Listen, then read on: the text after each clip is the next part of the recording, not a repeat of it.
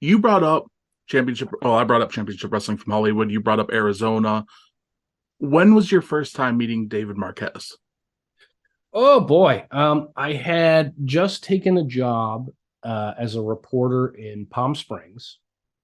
And um, I might have met him ancillarily when I was first training to be a pro wrestler, but even in my mind, when I was first coming up in the business, there's no way that I'm gonna be good enough to wrestle at on championship wrestling from Hollywood.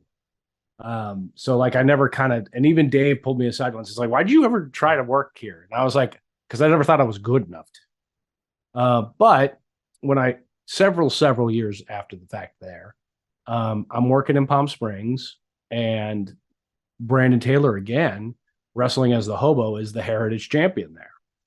And this was at the same time when Todd Kennelly, who I think currently calls Hollywood matches now, he went back to it, but he got a job with TNA Impact, and he was going to, go and call those. So they needed a broadcaster. And Brandon said, "Why don't you come out and try?" And I was like, "Okay." And so like I made that, 4-hour drive from Palm Springs to Port Hueneme. And the first show I went was a Red Carpet Rumble taping, which is their big, version of the Royal Rumble. It's the biggest show of the year for Hollywood.